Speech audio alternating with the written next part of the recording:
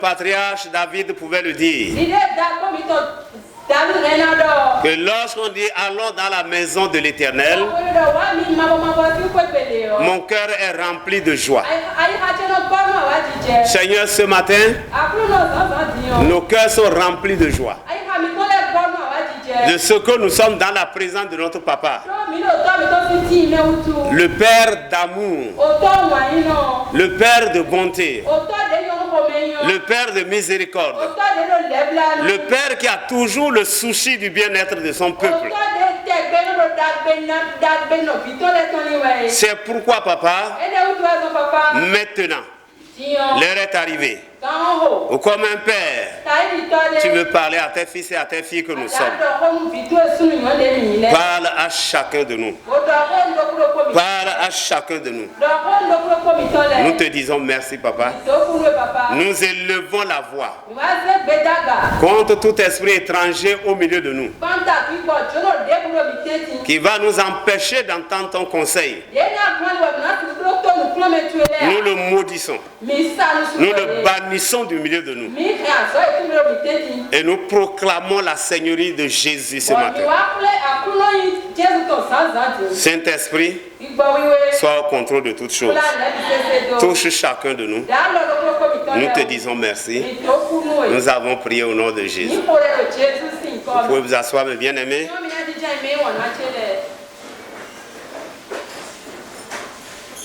Nous vous souhaitons la bienvenue au nom de notre Seigneur Jésus. Et nous souhaitons la bienvenue en particulier à la chaîne de télévision du Réveil de l'Afrique.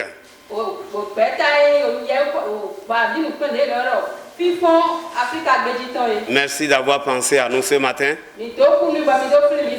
Que Dieu vous bénisse et qu'il vous accompagne dans cette mission qu'il vous a confiée. Car comme le corps humain est composé de plusieurs membres, et que chaque membre a son rôle,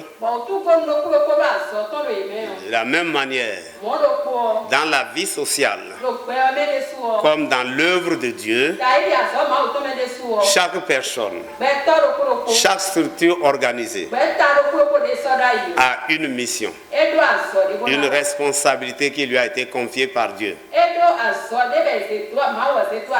Et tout ceci pour le bien-être du corps de Christ ou de la nation.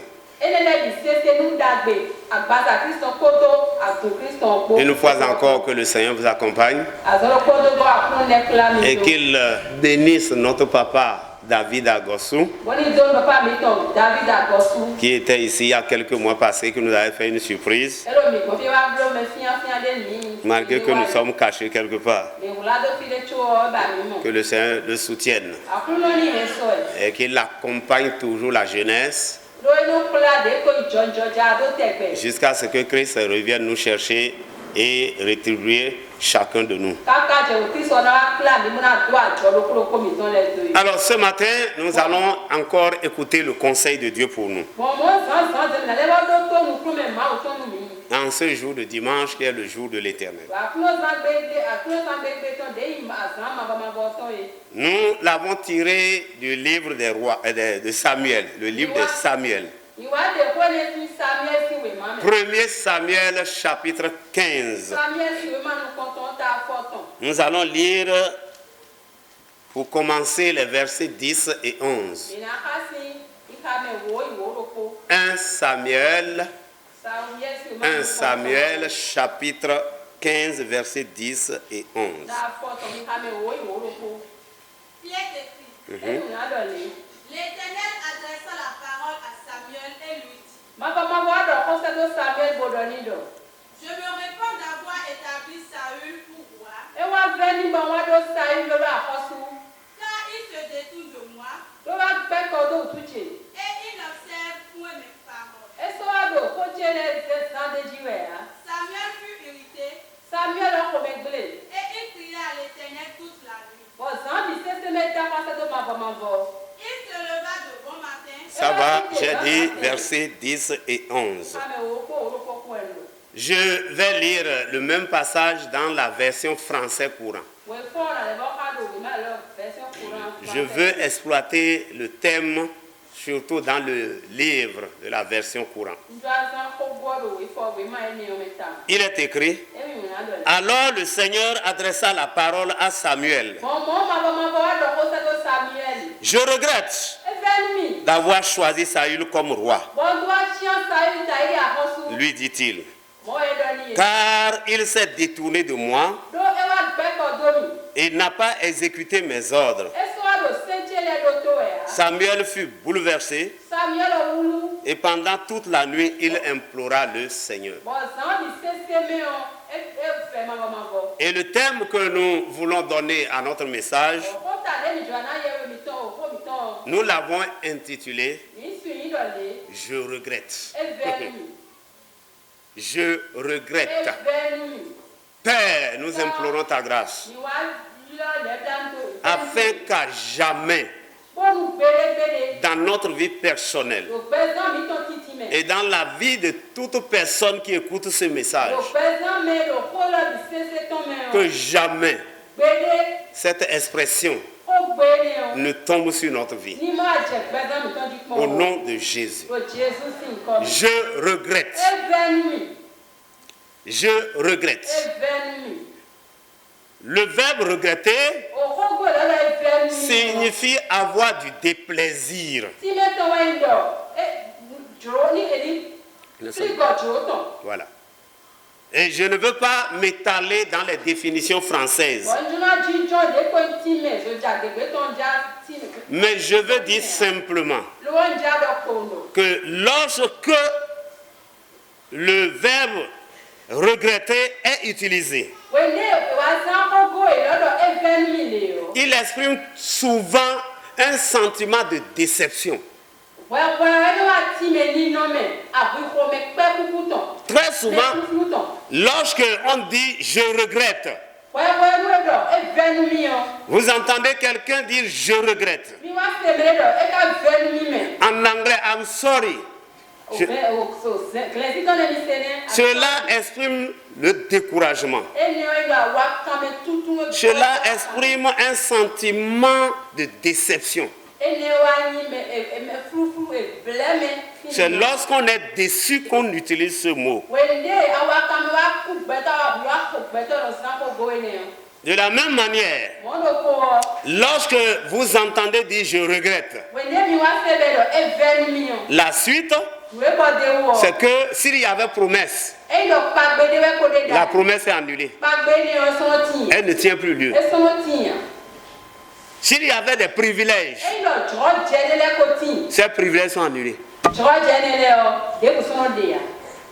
Très souvent, c'est comme ça. Quand quelqu'un dit je regrette, je suis déçu, ça veut dire que s'il y avait une promesse qu'il t'avait faite, c'est fini. Ou bien des privilèges qu'il voulait t'accorder, il les annule.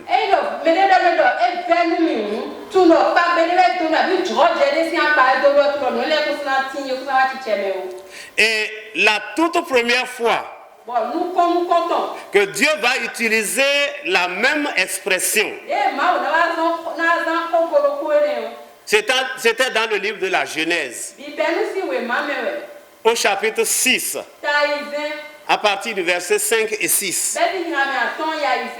La Bible dit qu'à un moment donné de la société, le péché s'était accru. La méchanceté de l'homme sur la terre s'était élevée. C'est alors que Dieu va ouvrir pour la première fois sa bouche pour faire sortir le même mot.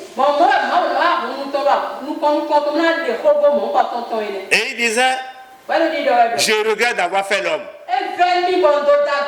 Et de ce fait, comme je le disais tout à l'heure, Dieu va décider de détruire toute la race humaine et toutes les créatures au-dessus.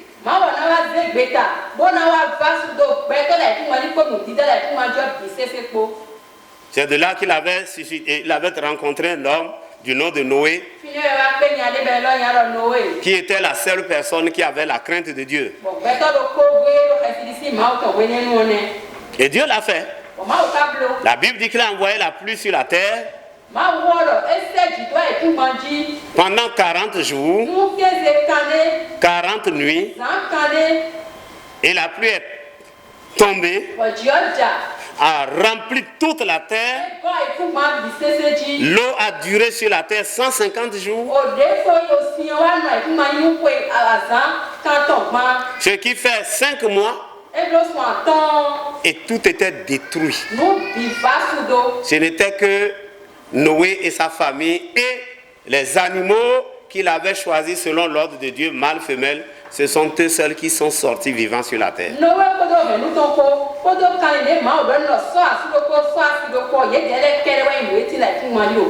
Bien aimé, vous comprenez donc le sens de cette expression, de ce mot, je regrette.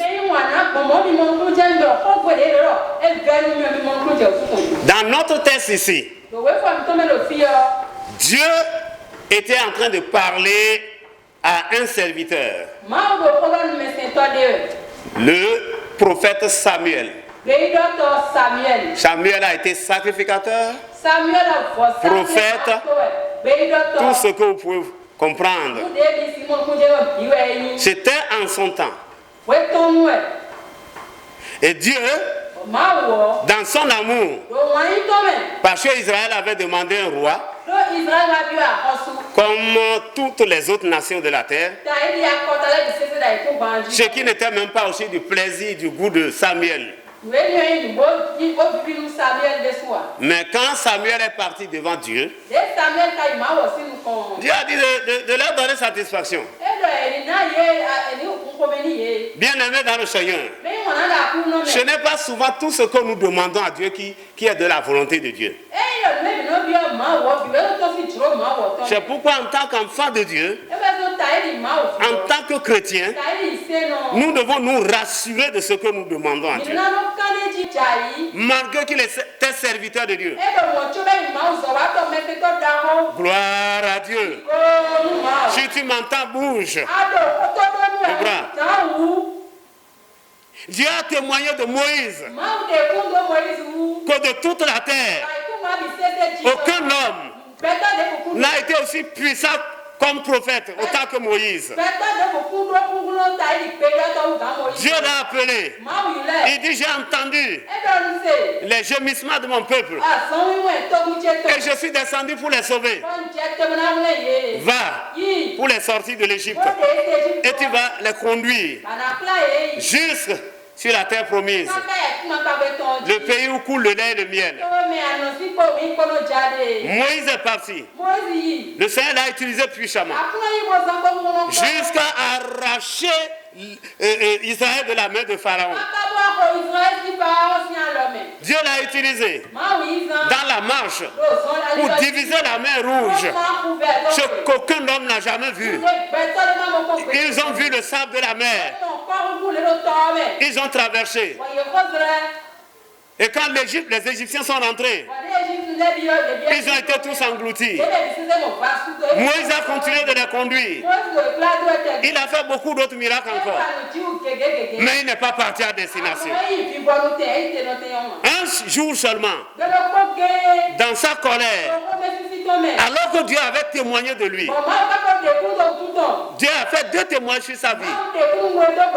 Un, qu'il était un homme le plus puissant parmi tous les prophètes, mais par la grâce de Dieu, toi et moi, nous irons à la destination.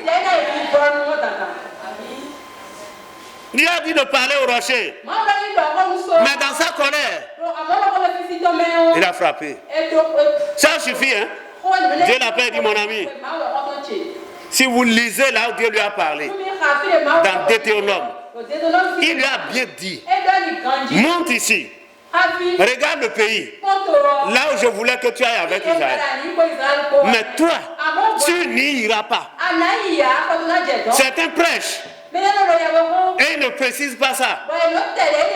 Dieu a bien précisé que sa volonté à lui, Dieu, mais il termine en disant, la plupart d'entre eux ne furent pas agréables à Dieu. Et ils sont tombés dans le désert.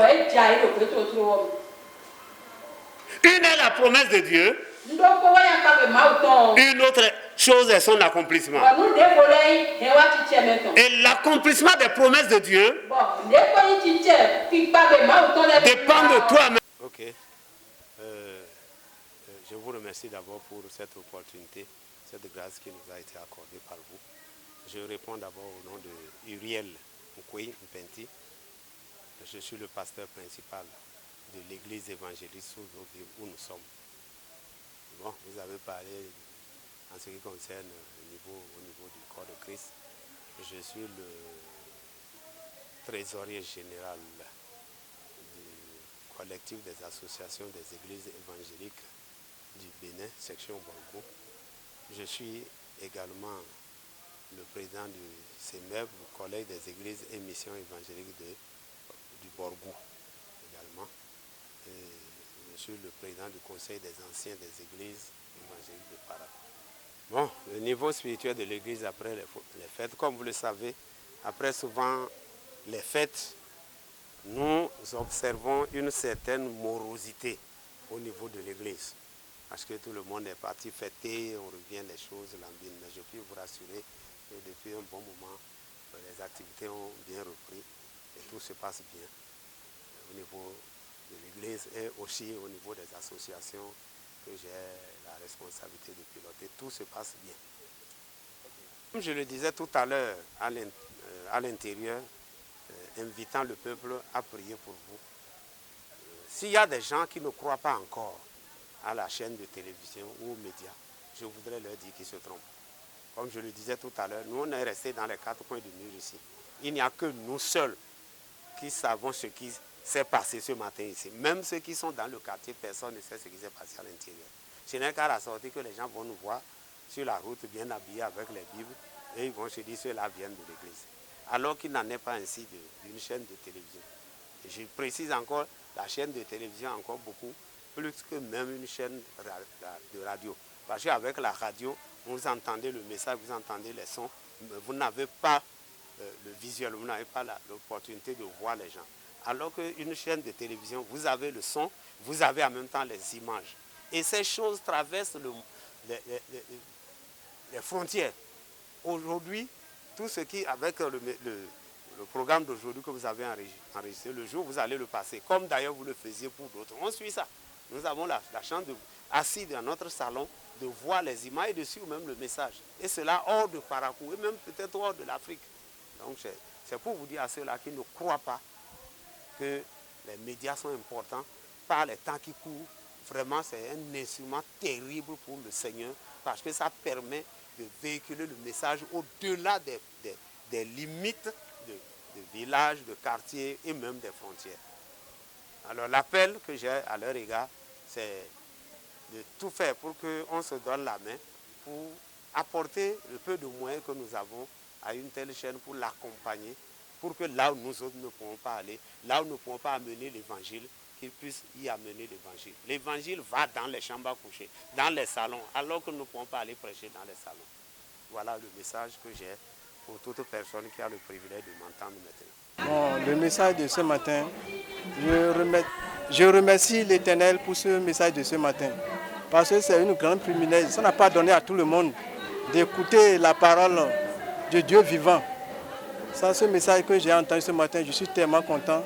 Et je dois savoir comment je vais cheminer avec mon Seigneur Jésus, comment je vais l'adorer de tout mon cœur et de toute mon âme et de tout mon esprit. Et je suis tellement content de voir les gens de cette télévision. Je les remercie. C'est une grande privilège d'avoir un télé qui va annoncer la parole de la bonne nouvelle. Et tout le monde entier va voir, même jusqu'au salon, même dans les chambres à coucher. C'est une grande chose que vous avez amenée et je vous dis merci. Que le Seigneur n'a qu'à être au contrôle de tout travail que vous faites et l'Éternel n'a qu'à vous donner de longévité et la vie pour que vous pouvez marcher sur le chemin que Dieu vous a confié. Je me nomme Aizanji Benjamin. Moi c'est Oni Bonvictoire. Je suis vice-présidente de l'église Source d'eau vive. Nous devons tenir, en tant que chrétiens, nous devons tenir à faire la volonté de Dieu. Appel à lancer surtout à les femmes. Parce que c'était les femmes qui ont annoncé premièrement l'évangile de Christ. Donc, j'appelle les femmes de faire la volonté de Dieu et de toujours évangéliser, d'annoncer l'évangile de Christ. Moi, on m'appelle Apollinaire Bagri. Je suis l'un des anciens de l'église évangélique Source d'eau vive. Et je tiens à vous dire merci pour votre présence en ces lieux. Par rapport au message, vous avez dit, bon, le message a été un message poignant. Et vraiment, je tiens à dire merci à l'homme de Dieu qui a passé ce thème. Et ce thème permettra à tous ceux qui sont encore dans le monde de vraiment venir à Christ afin que leur lendemain soit meilleur.